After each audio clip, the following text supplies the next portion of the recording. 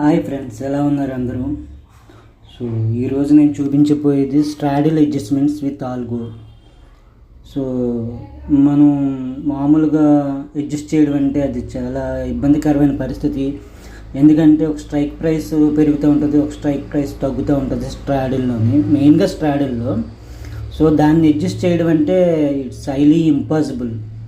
ఒకే రేంజ్లో వెళ్తే పర్వాలేదు, టీటీడీకే డెల్టా వల్ల కొద్దిగా మనకి ప్రాఫిట్ వస్తుంది. కానీ ఒకేసారి 150 పాయింట్లు 200 పాయింట్లు స్పైక్ ఇస్తే ఆ టైంలో మనం అడ్జస్ట్ చేయడానికి కూడా మన బ్రెయిన్ మనకు సహకరించదు. భయం అన్నది మనల్ని వెంటాడుతూ ఉంటుంది. సో అలాంటి పరిస్థితుల్లో మనకి అవసరమైంది మెయిన్గా అయితే ఆల్గో. ఈ ఆల్గో వల్ల ఉపయోగం ఏంటంటే సెర్టెన్ కండిషన్స్ మనం పెడతాం కాబట్టి వెన్ స్టాప్ లాస్ వచ్చినప్పుడు ఎంట్రీ తీసుకుంటుంది, టార్గెట్ వచ్చినప్పుడు టార్గెట్ బుక్ చేసి ఎంట్రీ తీసుకుంటుంది. మాన్యువల్గా మనం చేయడం అంటే హైలీ ఇంపాసిబుల్.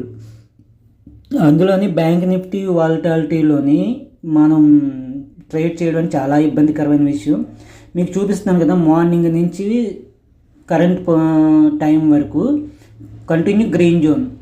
ఇది ఇంట్రాడే పిఎన్ఎల్ ట్రేడ్ టర్న్లోని.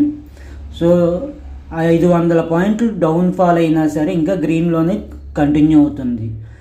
ఇదే స్ట్రాడిల్ ఒరిజినల్ అడ్జస్ట్మెంట్స్ కాకుండా ఒరిజినల్ పొజిషన్ అయితే ఇప్పటికీ దగ్గర 70 పాయింట్లు లాస్. 70 పాయింట్లు అంటే ఆల్మోస్ట్ 900-1000 రూపాయల దగ్గర లాస్లో ఉంది కరెంటు స్ట్రాడిల్ అయితే.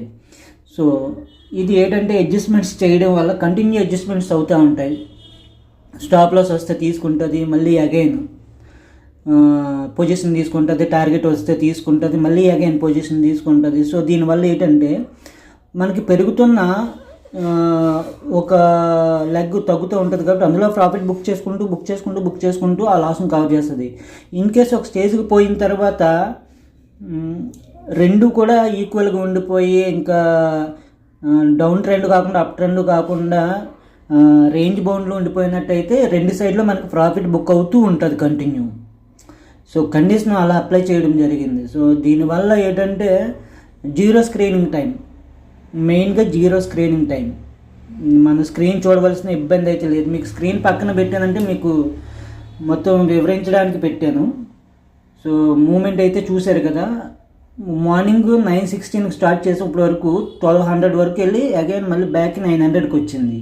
అంటే 300 లాస్లో ఉంది. అంత ఒకేసారి 12:34 నుంచి స్టార్ట్ అయిన డౌన్ ట్రెండ్ ఆల్మోస్ట్ 315 వరకు రన్ అవుతూనే ఉంది. చార్ట్ ప్రకారం మనం చూసి మాన్యువల్గా ట్రేడ్ చేయడం వల్ల జరిగే నష్టాలకి ఆల్గోకి చాలా తేడా ఉంది.